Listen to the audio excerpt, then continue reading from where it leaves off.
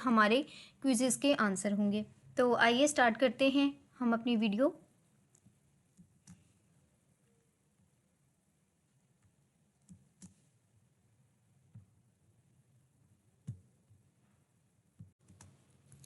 Students, ये जो first almost 6 pages हैं, ये आपके एज इट इज़ इम्पोर्टेंट नहीं है। जहाँ से आपका लेक्चर स्टार्ट होता है यहाँ से, तो स्टूडेंट एट द लास्ट में आपको जो इम्पोर्टेंट पॉइंट्स हैं जो मैंने हाईलाइट किए हैं इनका कॉन्सेप्ट दे दूँगी। सबसे पहले हम इसका एज अ होल कॉन्सेप्ट देखेंगे।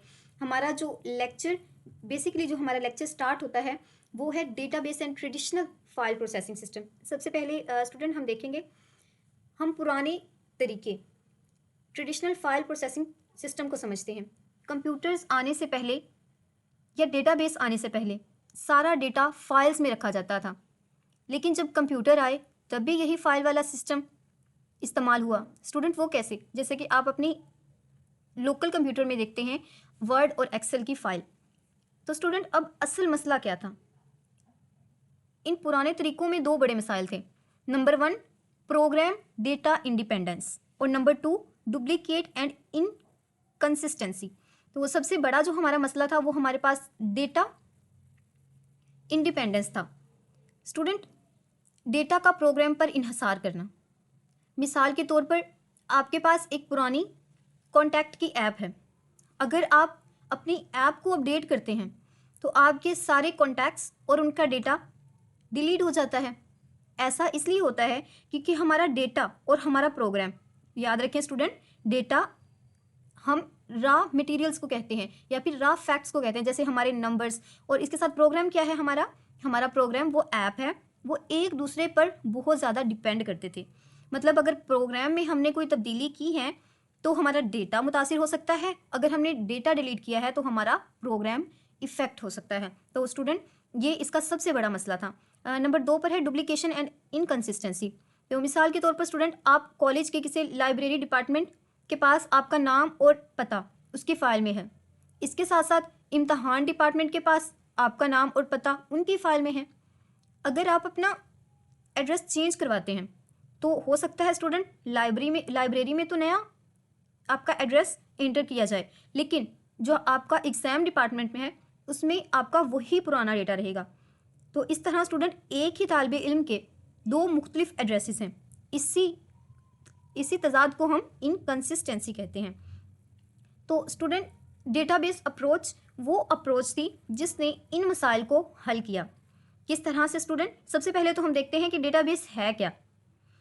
डेटाबेस की एक कॉन्सेप्चुअल डेफिनेशन ये है कि ये एक मंतकी तौर पर मुतलका डेटा का एक मुश्तरका मजमूआ है। किस तरह स्टूडेंट? ये एक शेयर्ड कलेक्शन है लॉजिकल रिलेटेड डेटा की। इसके साथ साथ स्टूडेंट अब डेटाबेस तो हमने पढ़ लिया, नेक्स्ट आता है डेटाबेस सॉफ्टवेयर क्या है।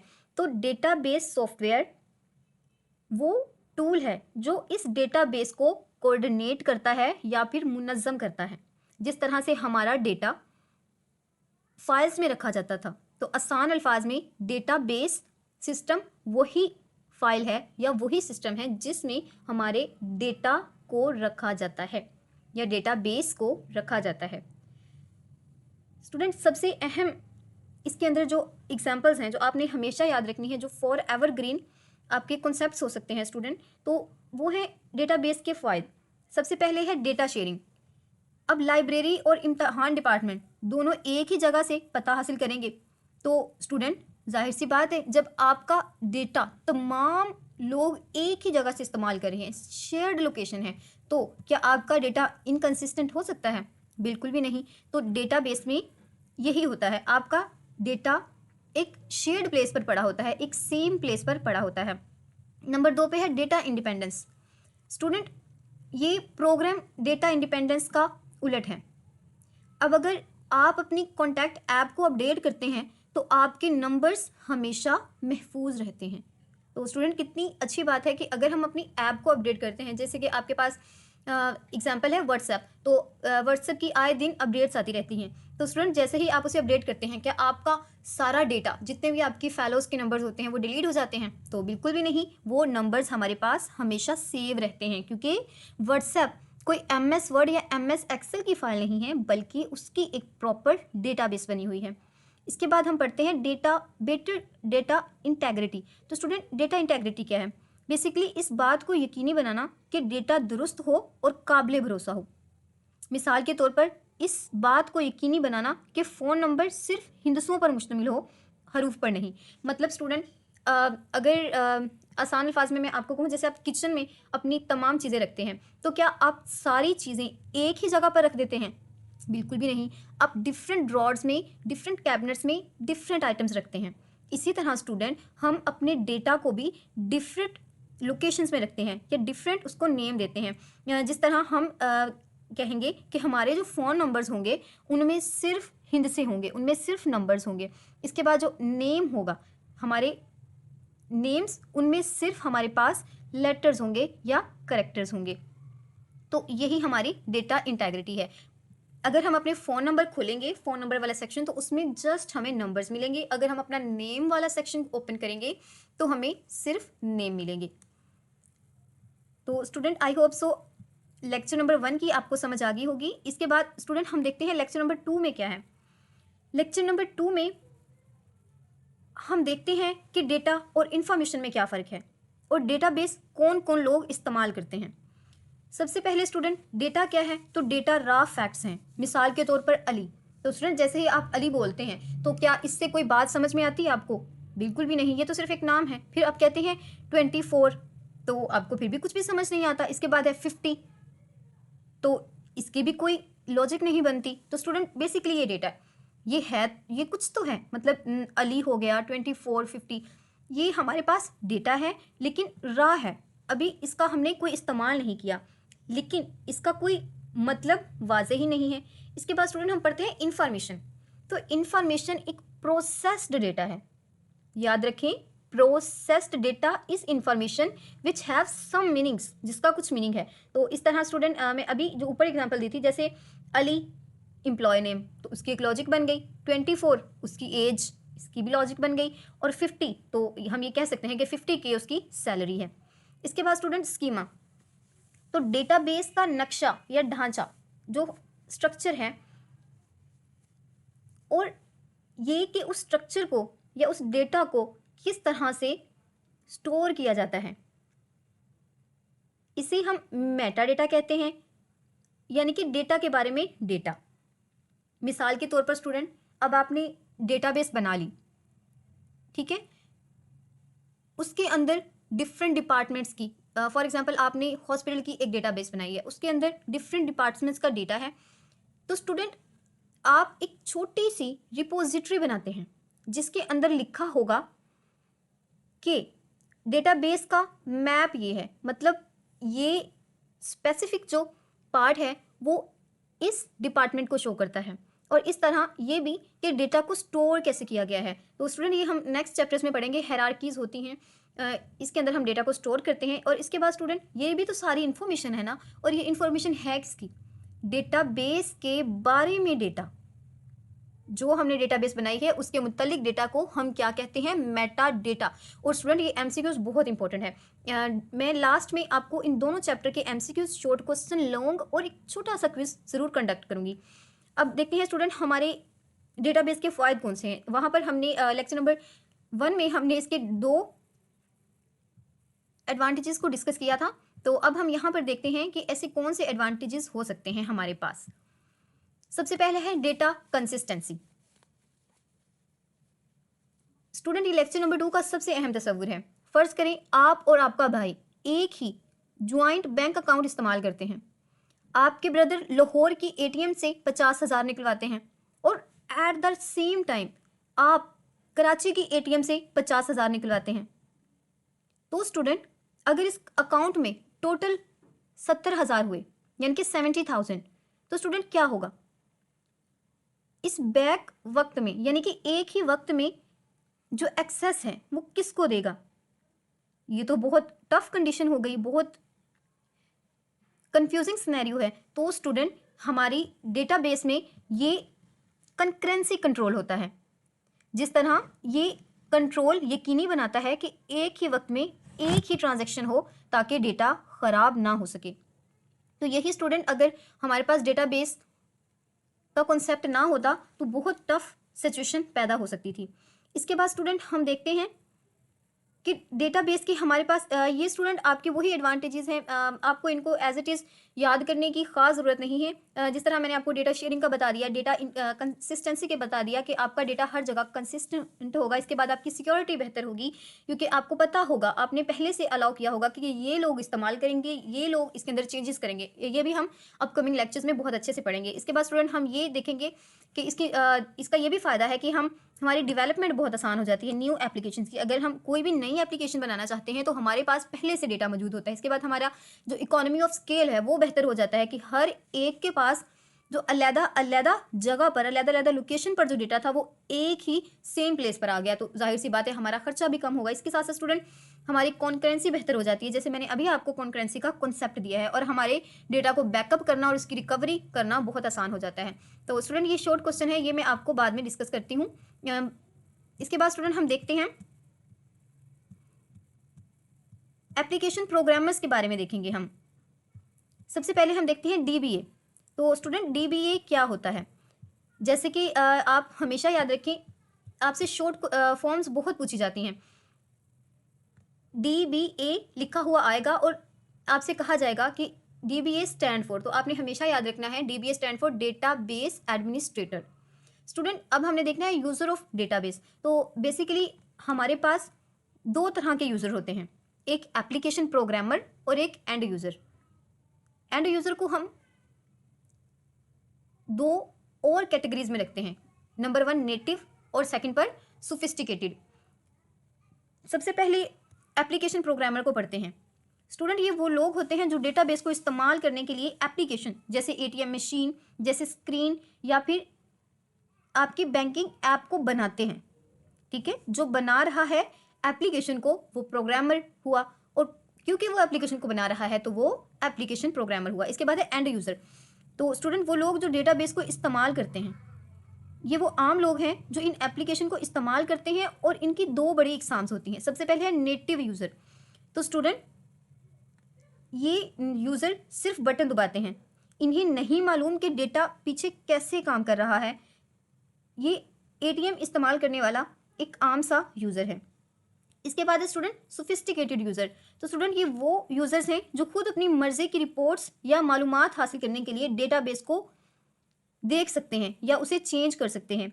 जैसे एक बैंक क्यूरी का सवाल जो मैनेजर देखना चाहता है कि आज कितना लेन देन हुआ।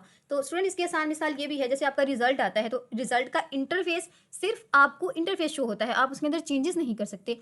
लेकिन जो आपका एग्जामिनर है, या इन अदर वर्ड्स आपके एग्जाम का कि डेटाबेस का जो मैनेजर है वो चेंजेस कर सकता है। जैसे आप रीचेकिंग करवाते हैं तो रीचेकिंग के बाद आपके अगर नंबर बढ़ जाते हैं तो जो चेंजेस कर सकता है वो आप खुद से नहीं कर सकते, वो आपका एडमिनिस्ट्रेटर ही कर सकता है। स्टूडेंट यहाँ पर हम देखते हैं डेटाबेस एडमिनिस्ट्रेटर क्या होता है। तो the most technical class is dBA user. DBA user most technical class होती है। इसके अंदर स्टूडेंट ये हमारा कहते हैं मालिक होता है हमारी डेटाबेस का, तमाम रिस्पॉन्सिबिलिटीज़ इसी की होती हैं, और डीबीए एक बहुत रिस्पॉन्सिबल पोजीशन है किसी भी ऑर्गेनाइजेशन में। स्टूडेंट ये सबसे ज़्यादा टेक्निकल है, क्यों? क्योंकि स्टूडेंट इसे नॉलेज होता है कि कैसे डिज़ाइन करना है डेटाबेस को, किस तरह से डेटाबेस को मैनेज करना है, और किस तरह से डेटाबेस के अंदर मौजूद डेटा को मैनेज करना है। तो आई होप सो आपको बहुत अच्छे से क्लियर हो गया होगा।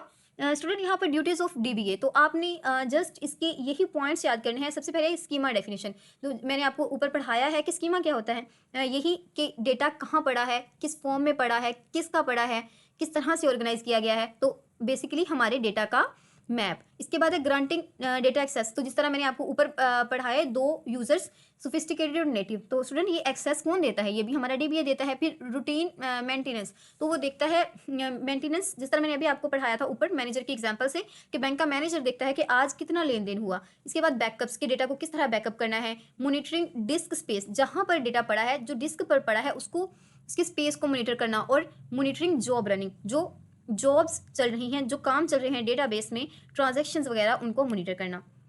तो स्टूडेंट आई होप सो आपको पूरा कॉन्सेप्ट बहुत अच्छे से क्लियर हो गया है।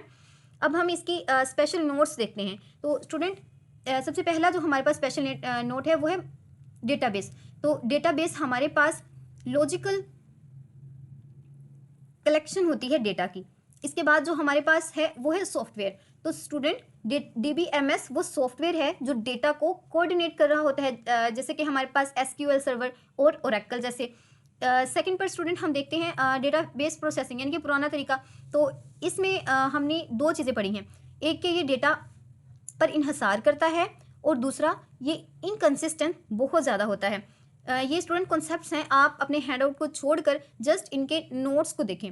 इसके बाद है स्टूडेंट डेटा। तो डेटा हमारे पास क्या है, खुद रिकॉल करें, अभी मैंने आपको बताया था रॉ फैक्ट्स, जैसे अहमद, जैसे 101। इस तरह स्टूडेंट स्कीमा क्या है, स्कीमा हमारे पास डेटा का ढांचा है या नक्शा है। इसके बाद करेंसी क्या है, एक ही वक्त में एक से ज़्यादा यूजर्स का डेटाबेस को हासिल करना। इसके बाद स्टूडेंट सिक्योरिटी क्या है, तो और जो हम वो इंसान कौन होता है जो सिक्योरिटी का जिम्मेदार होता है, तो स्टूडेंट वो DBA होता है जो तमाम परफॉर्मेंस का जिम्मेदार होता है। और यूजर्स कौन से पढ़े हमने, नेटिव और सोफिस्टिकेटेड। स्टूडेंट अभी जो मैंने आपको डिस्कस किया है इन दोनों लेक्चर्स में जस्ट यही पॉइंट्स हैं जो बहुत इंपॉर्टेंट हैं और यही आपके इंपॉर्टेंट नोट्स हैं। इसके बाद स्टूडेंट इसके अंदर से जो आपको शॉर्ट क्वेश्चन MCQs पूछे जा सकते हैं, उसमें सबसे पहला MCQs ये हो सकता है, डेटा का एक मुश्तरका और मंतकी तौर पर मुतलका मजमूए को कहते हैं, यानी कि लॉजिकल सेट ऑफ डेटा, उसे हम क्या कहते हैं, उसे हम डेटाबेस कहते हैं।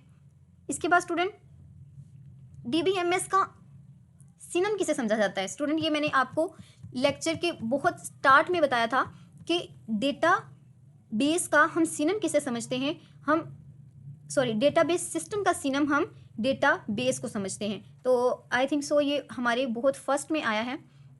जी हाँ स्टूडेंट, ये रहा, हम किसको सिनम समझते हैं, हम डेटाबेस मैनेजमेंट सिस्टम को। इसके बाद स्टूडेंट मेटा डेटा क्या होता है, डेटा अबाउट डेटा। इसके बाद स्टूडेंट ये आपकी डेफिनेशन है जो आपकी आ सकती है पेपर में भी और आपकी डेली लाइफ के लिए भी, आपकी प्रोफेशनल लाइफ के लिए बहुत ज़रूरी है और इंटरव्यूज़ में यही क्वेश्चन आपसे पूछे जाते हैं। इसके बाद स्टूडेंट डेटाबेस एक कलेक्शन ऑफ डेटा है। इसके बाद ये है डेटा को सिंपली हम रॉ फैक्ट्स एंड फिगर्स कहते हैं।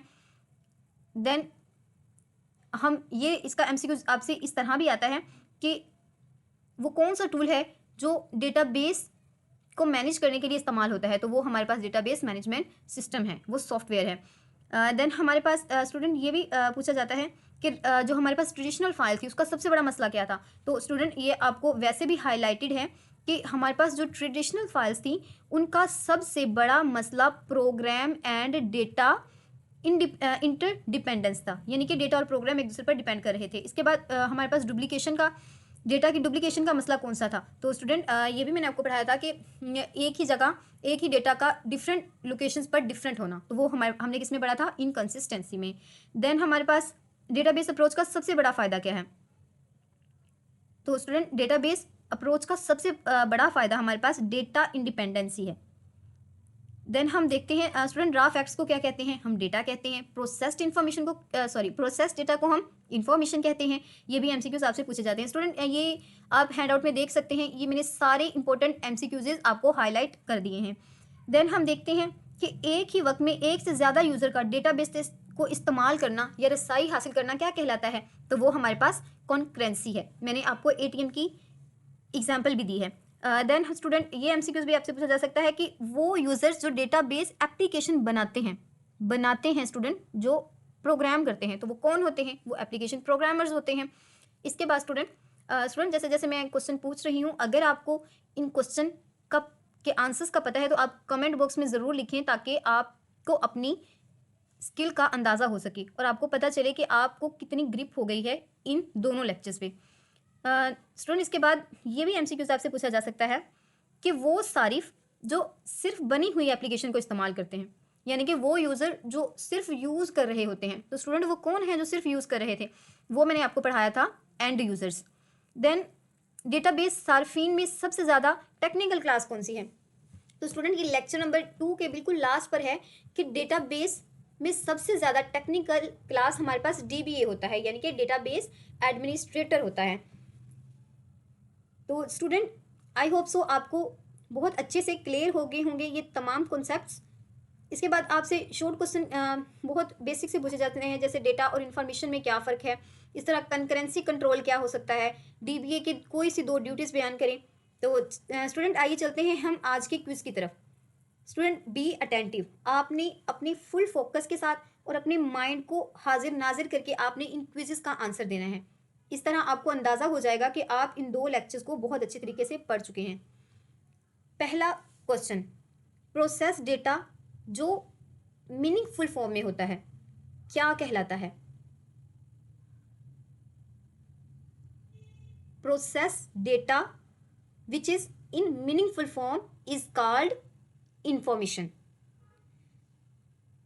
वो सॉफ्टवेयर जो डेटाबेस को मुनज़्ज़म करता है या कोऑर्डिनेट करता है क्या कहलाता है?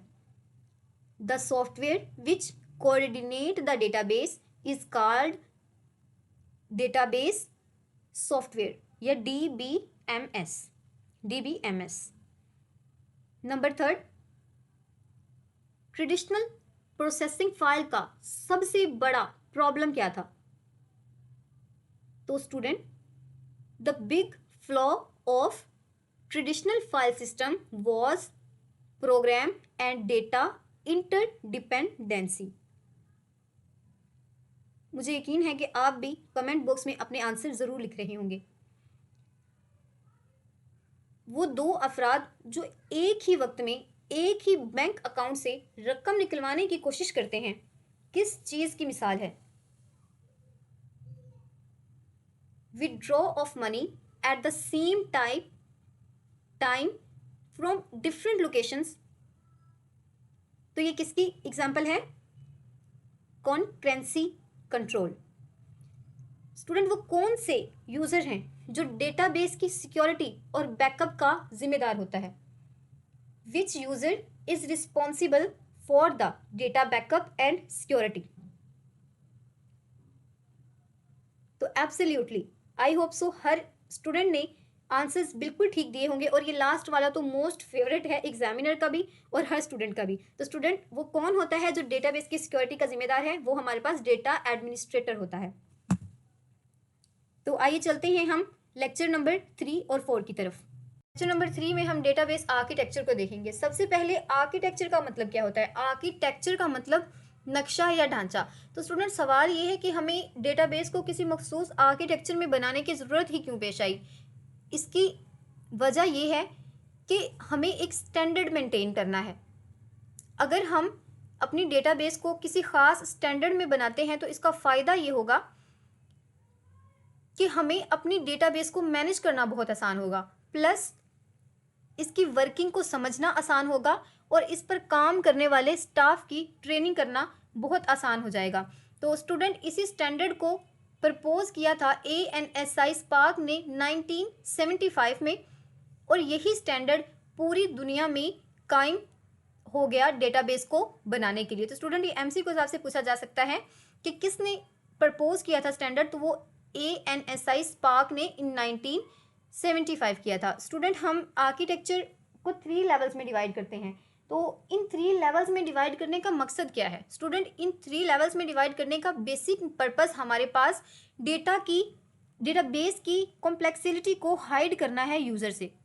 तो ये MCQ हिसाब से पूछा जा सकता है, what is the main purpose of 3 level architecture? तो आपने जो करेक्ट ऑप्शन चूज करना है वो है to separate the physical representation of data from user view. यहाँ पर स्टूडेंट आपको फिर से स्कीमा के बारे में बताया गया है। जैसे मैंने लेक्चर नंबर 2 में भी आपसे जिक्र किया था कि स्कीमा हमारे पास रिपोजिटरी होती है कि किस तरह से हमने डेटाबेस में डेटा को स्टोर किया है। इन इजी वर्ड्स, डेटाबेस के स्ट्रक्चर्स की डेफिनेशन स्टोर होती हैं। इसके बाद स्टूडेंट, ये MCQ हिसाब से बहुत पूछा जा सकता है कि कोर ऑफ डेटाबेस आर्किटेक्चर। तो हमेशा याद रखें, डेटाबेस आर्किटेक्चर की कोर हमेशा इंटरनल लेवल ऑफ स्कीमा होती है। स्टूडेंट, यहाँ पर इंटेंशन और एक्सटेंशन का कॉन्सेप्ट है। ये कॉन्सेप्ट समझने से पहले आपके लिए इन लेयर्स को समझना बहुत ज़रूरी है, या इन लेवल्स को समझना बहुत ज़रूरी है। सबसे पहले हमारे पास एक्सटर्नल लेवल। तो स्टूडेंट, एक्सटर्नल लेवल हमारे पास यूज़र लेवल होता है, वो लेवल जो एंड यूज़र देख रहा होता है। तो स्टूडेंट, ये MCQs भी आपसे पूछा जाता है कि यूज़र व्यू डेटाबेस आर्किटेक्चर का कौन सा लेवल है। तो आपने हमेशा याद रखना है user view is a external level of database architecture. मिसाल के तौर पर स्टूडेंट, आप अपना कोई घर सेल करना चाहते हैं तो आप कस्टमर को क्या दिखाते हैं? आप उसका नक्शा दिखाते हैं, जैसे उसके अंदर 3 बेडरूम हैं, उसका एक किचन है, एक टीवी लाउंज है, इस तरह से। तो स्टूडेंट, हमारे पास हर सारफ का अपना एक्सटर्नल हो सकता है। कैसे? 3 लेवल ऑफ आर्किटेक्चर से हम इंटरनल डिटेल्स को छुपा देते हैं सिस्टम की। इस तरह हमारी सिक्योरिटी इंप्रूव हो जाती है और हम इन लेवल्स में एथोराइजेशन भी कर देते हैं। इस वजह से हमारे डेटा को सिर्फ वही लोग एक्सेस कर सकते हैं जो एथोराइज्ड हों या फिर जिन्हें हमने एक्सेस दी हो। तो स्टूडेंट, ये आप डायग्राम देख सकते हैं, ये काफ़ी कॉम्प्लेक्स है, इसलिए मैं इसको डिस्कस नहीं करूँगी। स्टूडेंट, इसके बाद है आर्किटेक्चर। तो आर्किटेक्चर मैंने जैसे आपको ऊपर भी बता दिया कि नक्शा या फिर हमारे पास जो ब्लूप्रिंट होता है। और स्टूडेंट, स्कीमा हमने लेक्चर नंबर 2 में भी देखा था कि स्कीमा हमारे पास एक ऐसी रेपोजिटरी है जिसमें हमारी डेटाबेस के स्ट्रक्चर्स की डेफिनेशंस स्टोर होती हैं। तो ये एमसीक्यू हिसाब से पूछा जा सकता है, dash is a repository use to store definition of structure use in database. तो वो क्या है? वो हमारे पास स्कीमाज है। इसके बाद स्टूडेंट, ये भी एमसीक्यू हिसाब से पूछा जाता है कि डेटाबेस आर्किटेक्चर की कोर क्या है? तो स्टूडेंट, हमारे डेटाबेस आर्किटेक्चर की core internal level of schema है। स्टूडेंट, अब देखना ये है कि इंटरनल लेवल की इम्प्लीमेंटेशन किस तरह होती है। स्टूडेंट, ये आपका जो लेक्चर है वो हैंडआउट में बहुत अजीब तरीके से इन्होंने इसका सीक्वेंस बनाया है, क्योंकि जो कॉन्सेप्ट पहले देने थे वो लास्ट में दिए हैं। इसीलिए मैं चाहती हूँ कि पहले हम इसकी तमाम कॉन्सेप्ट को पढ़ें और फिर हम उसे टैली करेंगे हमारे हैंडआउट के साथ। तो सबसे पहले हम जिक्र करते हैं 3 लेवल ऑफ आर्किटेक्चर का। इसमें सबसे पहले जिसको हम पढ़ते हैं वो है हमारे पास एक्सटर्नल व्यू। तो स्टूडेंट, एक्सटर्नल व्यू हमारे यूज़र का व्यू है। मिसाल के तौर पर रेस्टोरेंट का एक मेन्यू कार्ड। तो जब भी आप किसी रेस्टोरेंट में जाते हैं तो आपको सिर्फ मेन्यू कार्ड नज़र आता है, आपको चिकन कढ़ाई नज़र आती है, आपको इससे कोई गर्ज नहीं है कि चिकन कहाँ रखा है, इसकी रेसिपी क्या है।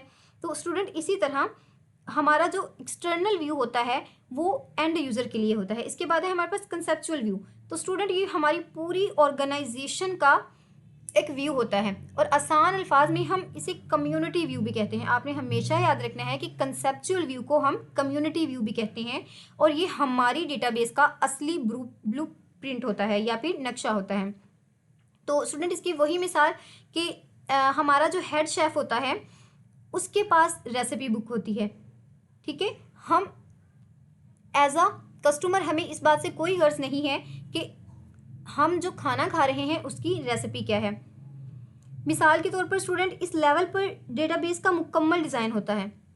ये हमें बताता है कि कौन सा डेटा कौन सी एंटिटी में मौजूद है, जैसे कोर्स, जैसे हमारे स्टूडेंट का नेम और इसके तमाम एट्रीब्यूट। जैसे अब स्टूडेंट हमारे पास एंटिटी है तो इसका एट्रीब्यूट क्या होगा? उसका नेम, उसका रोल नंबर और फिर उनका आपस में रिलेशनशिप। तो स्टूडेंट, ये हमारे डेटा एडमिनिस्ट्रेटर का लेवल है। ये भी एमसीक्यू हिसाब से पूछा जा सकता है, which level of architecture is a database administrator level. तो आपने हमेशा याद रखना है कॉन्सेप्चुअल हमारे पास जो लेवल है वो डेटाबेस आर्किटेक्चर का लेवल है। इसके बाद स्टूडेंट हमारे पास इंटरनल व्यू, ये डेटा की फिजिकल स्टोरेज का व्यू है। तो ये एमसीक्यूज भी पूछा जा सकता है, which is the view of physical storage of a database. तो इंटरनल व्यू या फिर फिजिकल व्यू हमारे पास फिजिकल डेटा की स्टोरेज का व्यू है। मिसाल के तौर पर स्टूडेंट, अब ये रेस्टोरेंट का स्टोर रूम हो सकता है या फिर फ्रीजर हो सकता है। ये लेवल हमें बताता है कि असल में डेटा हार्ड डिस्क पर कैसे महफूज किया जा सकता है, क्या वो इंडेक्स की शक्ल में है या फिर कंप्रेस फॉर्म में है। इसका ताल्लुक स्टूडेंट हमारे सॉफ्टवेयर या हार्डवेयर से होता है। आम यूज़र या डीबीएम को इसकी तफसीलात में जाने की ज़रूरत नहीं होती। बेसिकली स्टूडेंट, आप यही समझ लें कि हमारा जो इंटरनल लेवल है वो हमारा डेटाबेस सिस्टम का वो सॉफ्टवेयर है जिसे हम यूज़ कर रहे हैं अपनी डेटाबेस बनाने के लिए। तो स्टूडेंट, अब हमारे लेक्चर नंबर 3 को हम देखते हैं हमारे हैंडआउट के थ्रू। तो स्टूडेंट, यहाँ पर यही एमसीक्यूज मैं आपको बता चुकी हूँ कि हमारी कोर जो होती है वो इंटरनल लेवल होता है डेटाबेस का।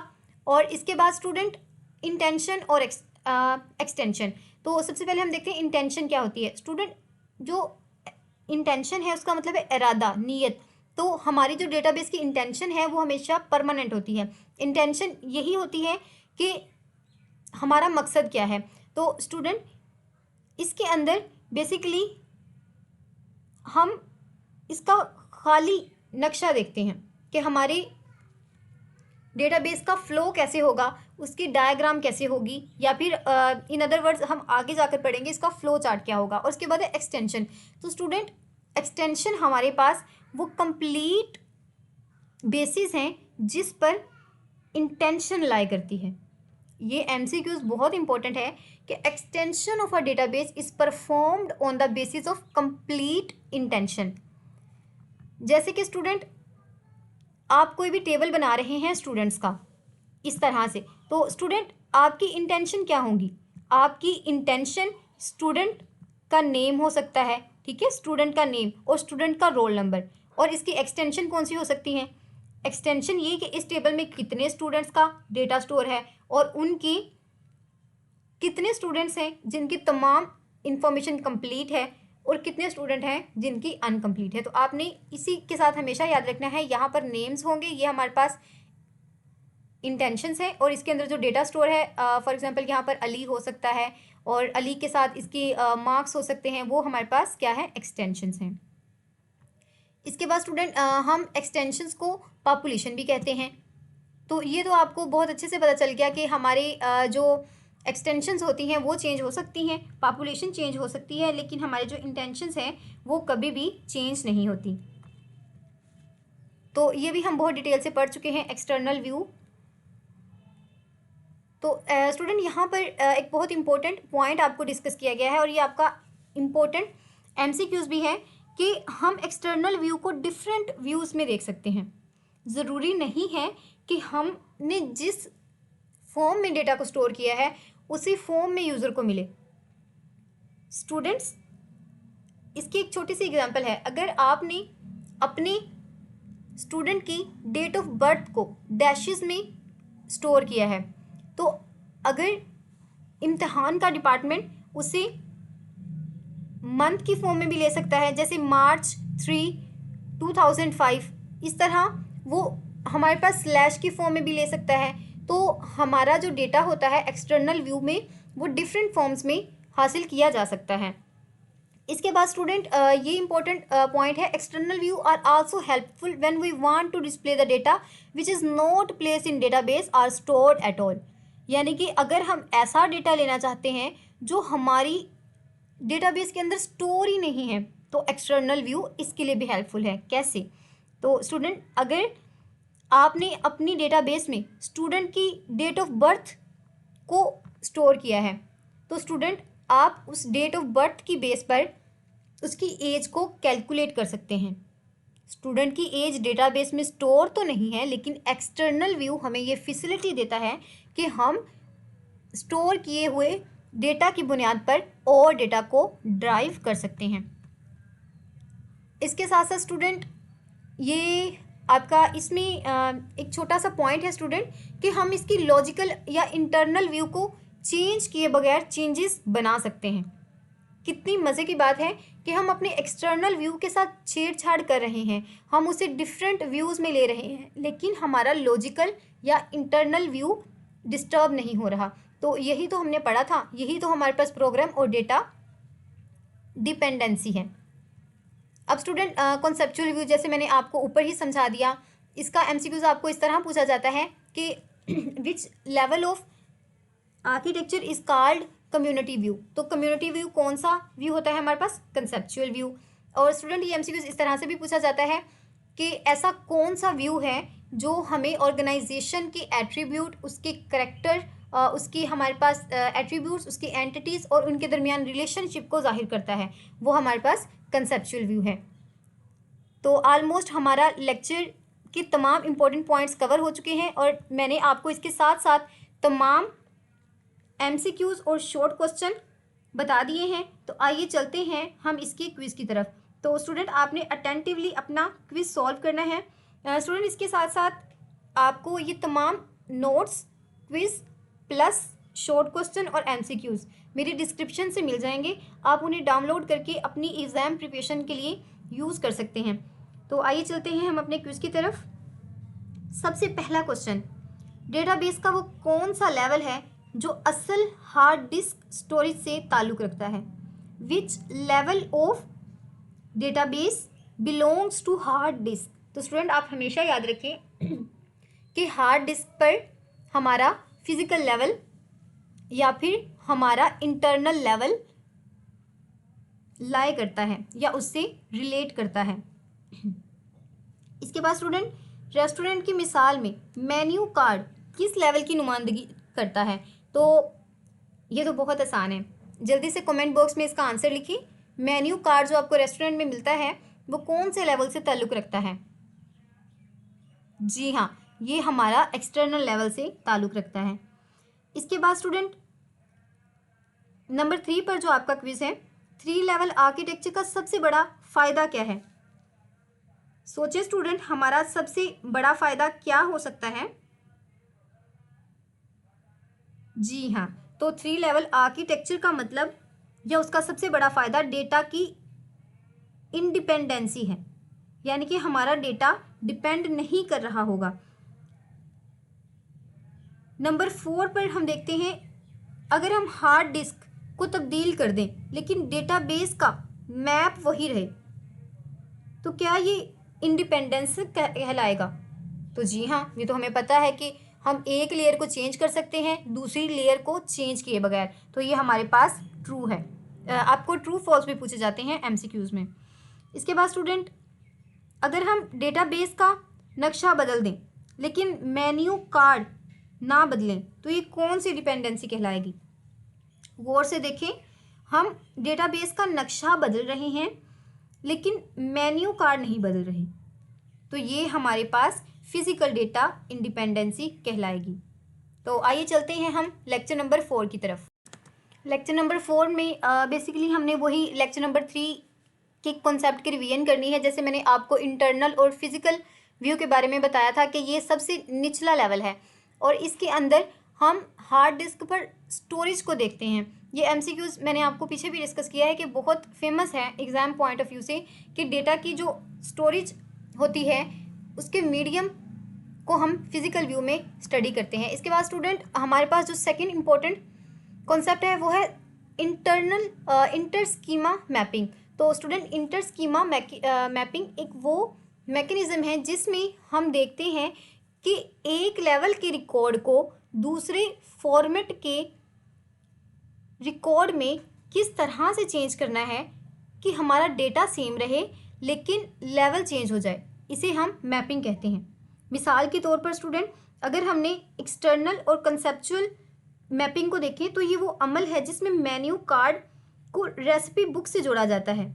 फॉर एग्जांपल, जब आप चिकन कढ़ाई का ऑर्डर करते हैं तो ये मैपिंग वेटर्स को बताती है कि इस आइटम के लिए कौन सी रेसिपी बुक में से कौन से पेज पर देखना है।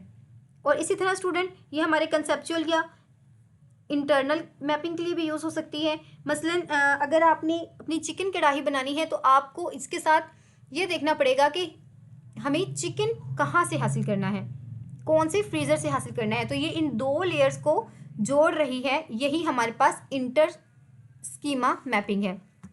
इसके बाद स्टूडेंट, ये सारा आप कैंसिल कर सकते हैं, इसमें एज इट इज़ कुछ भी इंपॉर्टेंट नहीं है। इसके बाद है डेटा इंडिपेंडेंस।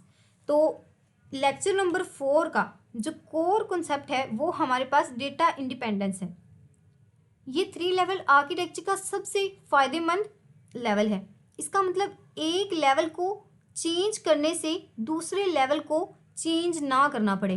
तो स्टूडेंट, लेक्चर नंबर 1 में ही हमने पढ़ लिया था कि डेटा इंडिपेंडेंसी ही हमारी डेटाबेस को बनाने का मकसद है। और इसका मतलब क्या है कि एक लेवल को हम चेंज कर दें, दूसरे लेवल को कानो कान खबर ही ना हो। तो स्टूडेंट, ये किस तरह हो सकता है? मिसाल के तौर पर स्टूडेंट, अगर हेड शेफ ने चिकन कढ़ाई की रेसिपी चेंज कर दी तो क्या उसकी जो फिजिकल व्यू है उस पर कोई असर पड़ेगा?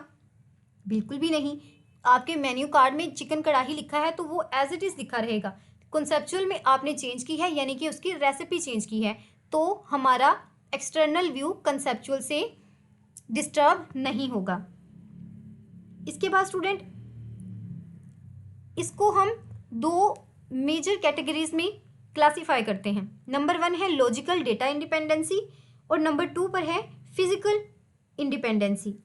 लॉजिकल में स्टूडेंट हम देखते हैं कॉन्सेप्चुअल लेवल और एक्सटर्नल लेवल को। हमेशा याद रखें, लॉजिकल में आप क्या देखेंगे, कंसेप्चुअल और कंसेप्चुअल और एक्सटर्नल, यानी कि फर्स्ट लेवल और सेकंड लेवल के दरमियान का जो कनेक्शन है या दरमियान की जो मैपिंग है उसे हम लॉजिकल डेटा इंडिपेंडेंस में देखते हैं। तो स्टूडेंट इसमें क्या होता है कि हम अपने कंसेप्चुअल लेवल को तब्दील कर सकते हैं और उस तब्दीली का असर हमारे एक्सटर्नल लेवल पर नहीं होगा। मैंने जैसे अभी ऊपर आपसे जिक्र किया है कि मेन्यू कार्ड वही रहेगा, लेकिन हमारी चिकन कढ़ाई की रेसिपी चेंज हो जाएगी।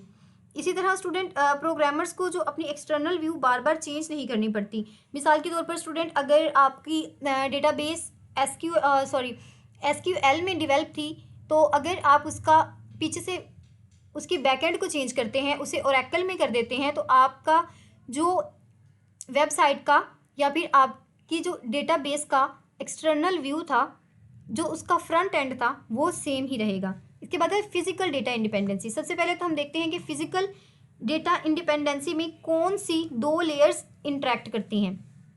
तो स्टूडेंट इसमें इंटरनल लेवल यानी कि सबसे निचली को तब्दील करने की आज़ादी होती है बगैर कंसेप्चुअल लेवल को मुतासिर किए।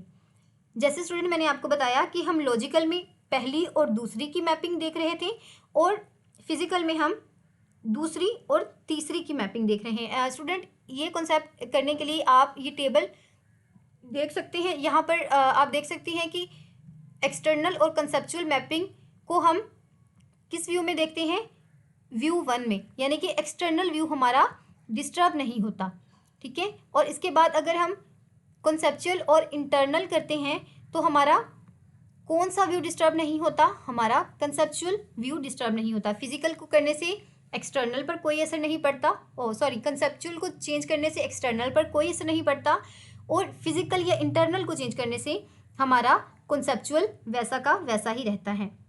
तो ये थोड़े से हमारे पास कंफ्यूजिंग है, लेकिन अगर आप इसे एक सीक्वेंस बनाकर एज अ कॉन्सेप्ट तैयार करते हैं तो ये आपको नहीं भूलेंगे। और स्टूडेंट ये आपको एमसीक्यूज़ में बहुत पूछा जाता है, क्योंकि ये थोड़ी सी कंफ्यूजिंग किस्म के और ट्रिकी किस्म के एमसीक्यूज़ बन सकते हैं। तो अब हम देखते हैं कि लेक्चर नंबर 4 में से आपको किस तरह से एमसीक्यूज़ पूछे जा सकते हैं। तो स्टूडेंट सबसे पहले आपसे ये एमसीक्यूज़ पूछा जा सकता है, जैसे मैंने 3 में भी जिक्र किया था कि डेटा स्टोरेज के मीडियम को हम कौन सी लेयर में देखते हैं, तो हम उसे इंटरनल या फिजिकल लेयर में देखते हैं। इसके बाद है डेटा की रिप्रेजेंटेशन को एक लेवल से दूसरे लेवल में चेंज करने को हम क्या कहते हैं, तो हम उसे मैपिंग कहते हैं। इसके बाद स्टूडेंट एक्सटर्नल लेवल और कंसेप्चुअल लेवल के दरमियान ताल्लुक को डैश कहते हैं। मैं सबसे पहले आप मेरे अल्फाज पर गौर करें, एक्सटर्नल यानी कि लेयर 1 और कंसेप्चुअल यानी कि लेयर 2, इन दोनों के दरमियान जो मैपिंग हो रही है उस मैपिंग को हम कौन सी मैपिंग कहते हैं, तो स्टूडेंट इस मैपिंग को हम लॉजिकल मैपिंग में या फिर लॉजिकल डिपेंडेंसी में स्टडी करते हैं। यहाँ पर गिवन है आपको, जी हाँ, लॉजिकल में हम फर्स्ट और सेकंड लेवल को डिस्कस करते हैं। इसके बाद है 3 लेवल आर्किटेक्चर का सबसे मेजर ऑब्जेक्टिव क्या है, तो स्टूडेंट हमारे 3 लेवल आर्किटेक्चर का मेजर जो मकसद है वो डेटा इंडिपेंडेंसी ही है।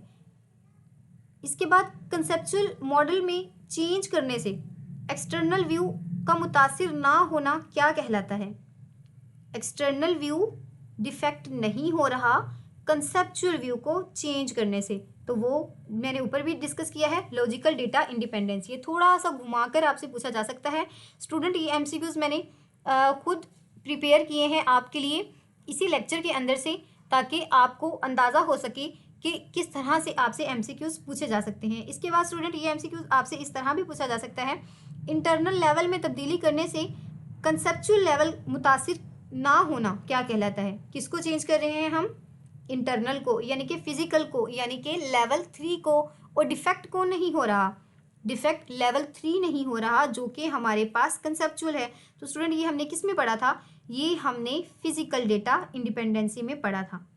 इसके बाद स्टूडेंट डेटा बेस में डेटा की ओरिजिनलिटी को बरकरार रखना हमारे पास क्या कहलाता है? तो स्टूडेंट, जो हमारे पास डेटा ओरिजिनल है उसकी ओरिजिनलिटी को महफूज करना हमारे पास इंटेग्रिटी कहलाता है। ये हमारा लेक्चर नंबर 1 में भी हमने देख लिया था। इसके बाद स्टूडेंट,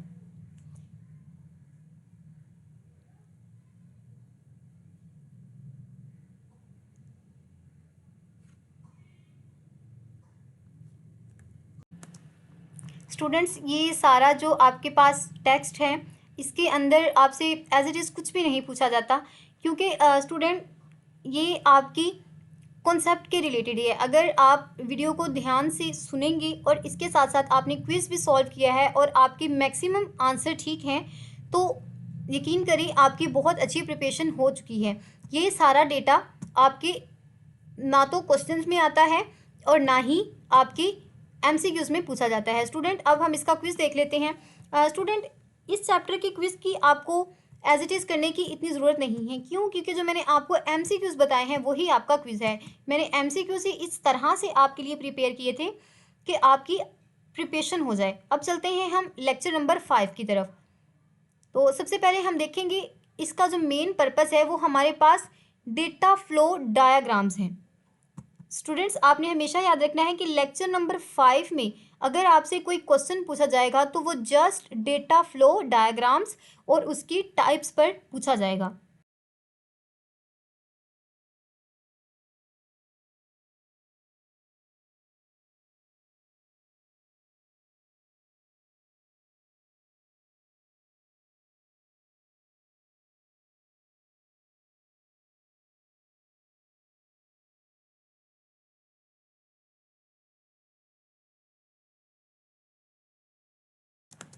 स्टूडेंट, लेक्चर नंबर 5 आपका बहुत बहुत इंपॉर्टेंट लेक्चर है और इसके अंदर से आपको मैक्सिमम क्वेश्चंस पूछे जाते हैं और एमसीक्यूज भी बहुत ज़्यादा पूछे जाते हैं। In other words, mid term का 20% 5 और 6 लेक्चर में से आपसे पूछा जाता है।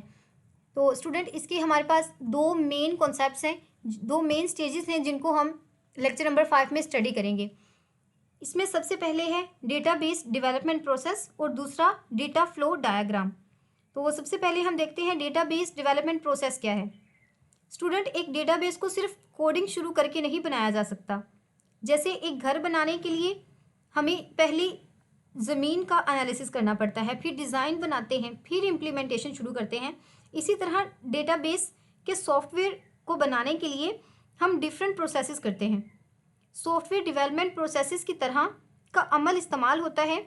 स्टूडेंट, हमारे हैंडआउट में बेसिकली 6 तरह के स्टेप्स बताए गए हैं।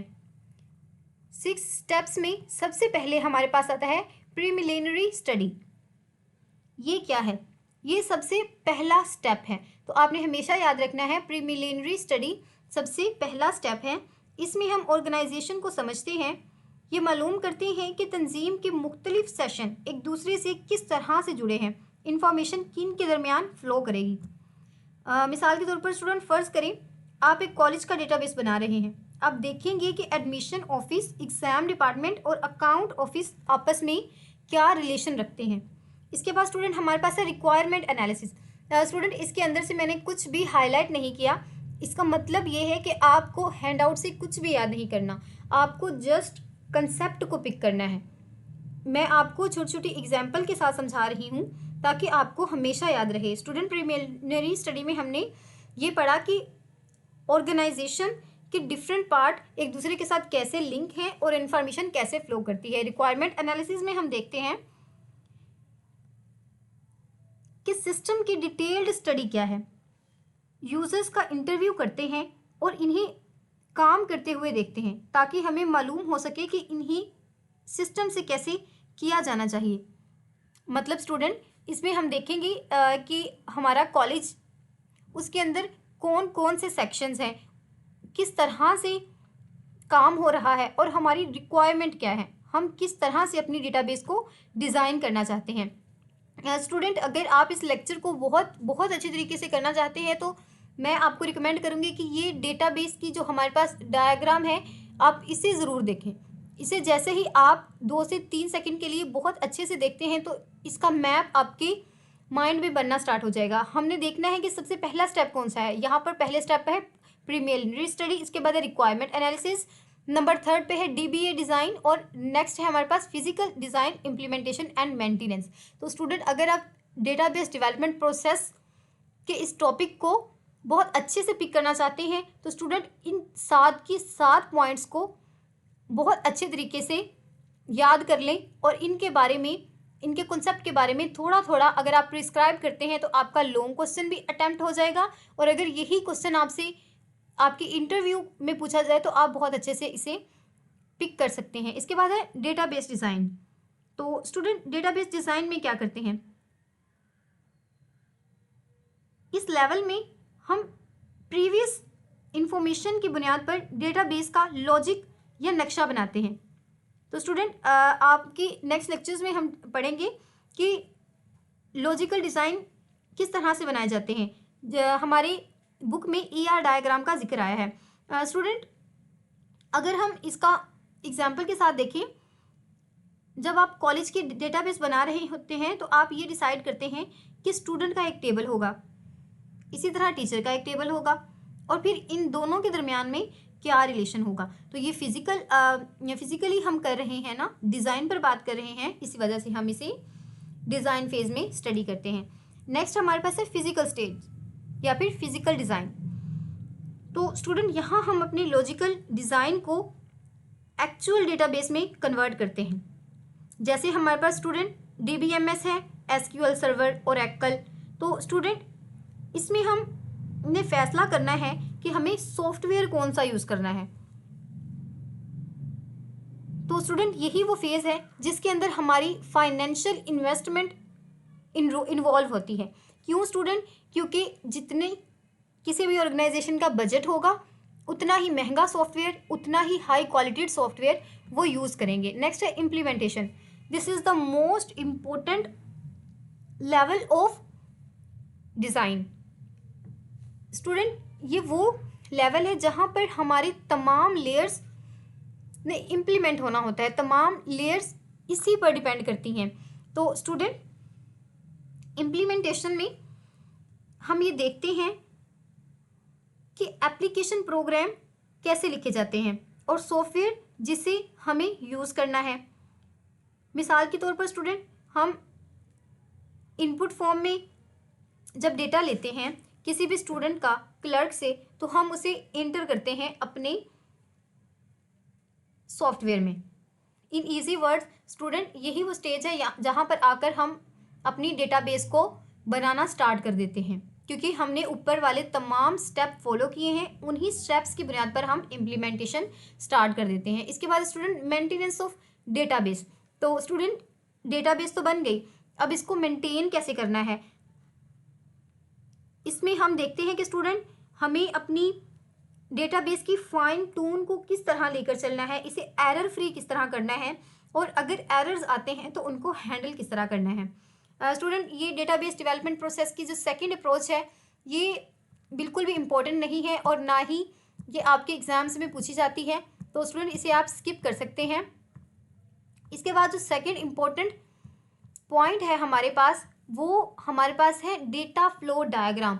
This is the core concept of our CS 403, क्योंकि यहाँ से हमारी एक्चुअल इम्प्लीमेंटेशन स्टार्ट हो रही है। तो स्टूडेंट ये लेक्चर हमें बताता है कि रिक्वायरमेंट एनालिसिस के बाद या फिर इस मरहले को यूज़ करने के लिए सबसे जो आम टूल है वो हमारे पास DFD है। तो स्टूडेंट ये एब्रीविएशन भी आपने याद रखनी है। DFD stand for data flow diagram.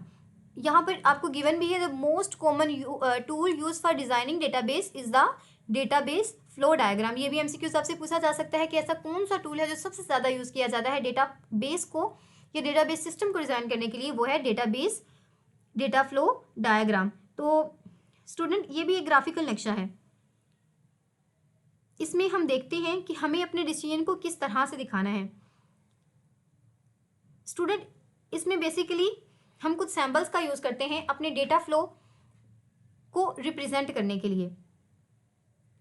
यहाँ पर हमारे पास इसकी 3 तरह की इसे हम फ़ायदे भी कह सकते हैं या फिर इसकी खसूसियात भी कह सकते हैं। DFD show the flow of data between different processes or specific system, different specific system के दरमियान फ्लो को रिप्रेजेंट करता है। इसके साथ ये हमें सिंप्लिसिटी को बढ़ाता है और कॉम्प्लेक्सिटीज़ को हाइड करता है। इसके बाद स्टूडेंट ये हमें डिस्क्रिप्शन देता है और डिफरेंट लिंक्स देता है कि इंफॉर्मेशन किस तरह फ्लो हो रही है। इसके बाद स्टूडेंट इसकी लिमिटेशंस भी हैं। लिमिटेशन में स्टूडेंट ये पॉइंट बहुत अहम है, they do not provide us the way of expressing decision points. ये हमें डिसीजन को बयान करने के बारे में कोई मालूमात नहीं देता। और स्टूडेंट ये इसका सबसे बड़ा जो ड्रॉबैक है, और ये आपको MCQs में बेहद पूछा जाता है। मैं अपने स्टूडेंट्स के क्विज सॉल्व कर रही थी तो मैक्सिमम स्टूडेंट्स को ये MCQs पूछा जा रहा था। तो स्टूडेंट आपने ये हाईलाइट नहीं हो रहा, आई थिंक इसके साथ कोई इशू है। जी हाँ, तो हो गया। स्टूडेंट ये वाला MCQs आपसे अक्सर पूछा जाता है, DFD are focused on the flow of information only. तो यही इसका ड्रॉबैक है कि सिर्फ इंफॉर्मेशन के फ्लो को रिप्रेजेंट कर रहा होगा। इसके बाद सैम्पल कौन से यूज़ होते हैं? सबसे पहला जो सैम्पल है डेटा फ्लो। तो स्टूडेंट डेटा फ्लो के लिए एरो का सैम्पल यूज़ होता है। यहाँ पर आपको गिवन भी है फॉरवर्ड एरो। इसके बाद स्टूडेंट हम देखते हैं डेटा स्टोरेज के लिए कौन सा सैम्पल यूज़ होता है। डेटा स्टोरेज हमारे पास एक रेपोजिटरी है जो डेटा को स्टोर कर रही होती है। तो इसके लिए स्टूडेंट हम रेक्टेंगल का सैम्पल यूज़ करते हैं जो हमारी लेफ्ट साइड से क्लोज होता है और इसके अंदर एक पार्टीशन होती है। तो आपने इसको हमेशा याद रखना है। इसके बाद स्टूडेंट ये भी आपसे MCQs पूछा जाता है कि हम डेटा स्टोरेज को क्या कहते हैं। तो स्टूडेंट डेटा स्टोरेज को हम रिपोजिटरी भी कहते हैं, और डेटा स्टोर कहाँ पर होता है वो हमारे पास डेटा स्टोर को रिप्रेजेंट करने के लिए कौन सा सैम्पल यूज़ होता है वो हमारे पास ये वाला सैम्पल यूज़ होता है। उसके बाद स्टूडेंट प्रोसेसेस। तो प्रोसेसेस को हम ओवल या फिर राउंडेड रेक्टेंगल्स के साथ यूज़ करते हैं। ये आपने हमेशा याद रखना है कि processes are represented by or expressed by oval sample or rounded rectangle samples. ये देखें स्टूडेंट, ये हमारे प्रोसेस का सैम्पल है। स्टूडेंट हमारी बुक में और एग्ज़ाम में ज़्यादातर यही पूछा जाता है, तो आप इसे स्किप कर सकते हैं क्योंकि आपके MCQs में या फिर शॉर्ट क्वेश्चन में ये नहीं आएगा। हमारी बुक में और क्विज़ेस में हर जगह यही सैम्पल दिया होता है। इसके बाद है DFD प्रोसेसेस। तो स्टूडेंट ये उनकी फर्दर इनको जिस तरह हम एक्सप्रेस कर सकते हैं वो तमाम प्रोसेसेस हैं। सबसे पहले एक्सटर्नल एंटिटीज़। तो स्टूडेंट एक्सटर्नल एंटिटीज़ को हम कौन से सैम्पल से रिप्रेजेंट करते हैं? तो स्टूडेंट एक्सटर्नल एंटिटीज़ के लिए हम रेक्टेंगल का सैम्पल यूज़ करते हैं, और ये MCQs भी आपके क्विज में पूछा जा चुका है। इसके बाद स्टूडेंट कलेक्टर। तो सबसे पहले हम देखते हैं कलेक्टर होता क्या है। तो student collector shape is use to express several data flow connection terminating at a single location। Collector में हम डेटा फ्लो कनेक्शन को रिप्रेजेंट करते हैं जो टर्मिनेट हो जाते हैं। जिस तरह स्टूडेंट अगर हम जस्ट कलेक्टर की बात करें तो वो हमारे पास D का सैम्पल होगा, और D स्टूडेंट वो इंग्लिश वाली D नहीं बल्कि ऑपोजिट D, हमारा जो मुंह बंद होगा D का वो हमारा लेफ्ट साइड से होगा। इसके बाद स्टूडेंट इसकी मल्टीपल डेटा फ्लोज में क्या होता है, इसकी लेफ्ट साइड से एरो फॉरवर्ड होते हैं और goes to right hand side. तो ये आपने सैम्पल हमेशा याद रखना है। इसके बाद स्टूडेंट सेपरेटर क्या होता है। तो सेपरेटर में which is use for separating data from single source to multiple sink is known as separator. जो सिंगल सोर्स को मल्टीपल सोर्स के साथ सेपरेट करता है वो हमारे पास सेपरेटर है। तो जिस तरह यहाँ पर एंटर हो रहा था, यहाँ पर क्या हो जाएगा, बैक हो जाएगा या फिर यहाँ से एग्जिट करेगा। तो स्टूडेंट आपने हमेशा याद रखना है कि कलेक्टर के लिए हम डी लेफ्ट साइड को बनाएंगे और सेपरेटर के लिए हम डी वैसे ही बनाएंगे जैसे इंग्लिश में बनता है, और इसके जो एरोज हैं वो हमारे एंटर एक हो रहा होगा और एग्जिट मैक्सिमम हो रहे होंगे। इसके बाद स्टूडेंट रिंग सम ऑपरेटर। तो ये आपके MCQs में नहीं पूछा जाता, लेकिन आप ये हमेशा याद रखिएगा जहाँ पर रिंग बना हो और दरमियान में प्लस का सिंबल हो उसे हम रिंग सम ऑपरेटर कहते हैं। इसके बाद एंड ऑपरेटर। तो स्टूडेंट एंड ऑपरेटर हम किससे सैम्पल करते हैं, एंड को हम सर्कल के अंदर मल्टीप्लाई के सैम्बल से रिप्रेजेंट करते हैं। इसके बाद स्टूडेंट टाइप्स ऑफ DFD। तो हमारे पास DFD की 3 टाइप्स होती हैं। Number 1 context diagram, number 2 level 0 diagram, और नंबर 3 पर हमारे पास डिटेल्ड डायग्राम। तो स्टूडेंट ये आपकी बहुत बहुत इंपॉर्टेंट है, क्योंकि ये आपके लॉन्ग में भी पूछी जाती हैं प्लस आपके शॉर्ट में भी आती हैं, और MCQs भी इस तरह पूछा जा सकता है कि how many types of DFD। There are 3 types of DFD। सबसे पहले हम देखते हैं कॉन्टेक्स्ट डायग्राम में क्या पढ़ते हैं स्टूडेंट। ये सबसे लोएस्ट लेवल है, और इसमें हम कम से कम डिटेल्स को देखते हैं। बेसिकली ये पूरे सिस्टम का एक सिंगल प्रोसेस के तौर पर दिखाता है स्टूडेंट। ये हमें दिखाता है कि एक्सटर्नल एंटिटीज इस पूरे सिस्टम से किस तरह बातचीत कर रही हैं। तो स्टूडेंट आपने हमेशा याद रखना है कि कॉन्टेक्स्ट डायग्राम में हम एक्सटर्नल एंटिटीज के रिलेशनशिप को देखते हैं डेटाबेस के साथ, और देखते हैं कि ये किस तरह से इंटरेक्ट कर रही हैं हमारे डेटाबेस के साथ। तो स्टूडेंट जैसे कि आप किसी इमारत को बाहर से देख रहे हैं, तो जस्ट आप उसका एक्सटर्नल व्यू देख रहे हैं। In other words context diagram में वो लोग देख सकते हैं जिन्हें हमने एक्सटर्नल व्यू में डिस्कस किया था। इसके बाद है लेवल 0 डायग्राम। तो स्टूडेंट जब हम कॉन्टेक्स्ट डायग्राम के इस एक वाहिद हिस्से को जूम करके देखते हैं, उसे हम लेवल O डायग्राम कहते हैं। फॉर एग्जाम्पल स्टूडेंट, ये सिस्टम हमें उस प्रोसेसेस को दिखाता है और डेटा स्टोर के बारे में बातचीत करते हैं। मिसाल के तौर पर इस इमारत का पहला फ्लोर, जिस तरह स्टूडेंट हम बाहर से एक खूबसूरत सी बिल्डिंग देख रहे हैं, तो वो हमारे पास कौन सा लेवल है, हमारे पास कॉन्टेक्स्ट लेवल है। जब हम उसके अंदर जाकर उसके फर्स्ट फ्लोर को एक्सप्लोर कर रहे हैं, वो हमारे पास लेवल 0 डायग्राम है। तो स्टूडेंट हमारे लेक्चर्स में इन दो को ही डिस्कस किया गया है। इंशाल्लाह हम लेक्चर नंबर 6 में नेक्स्ट लेवल को देखेंगे। तो स्टूडेंट हमारे फर्स्ट 5 लेक्चर बहुत अच्छे से कवर हो चुके हैं।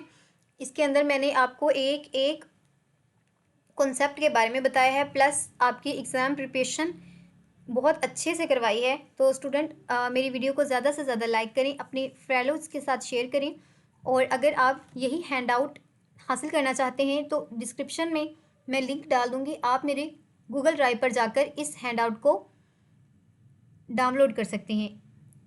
इसके साथ साथ स्टूडेंट इन्हीं 5 लेक्चर्स के इम्पोर्टेंट नोट्स, क्विजेस और MCQs की एक फ़ाइल है, वो भी मैं डिस्क्रिप्शन में डाल दूँगी, आप उन्हें डाउनलोड कर सकते हैं। मुझे दीजिए इजाज़त, अल्लाह हाफिज़।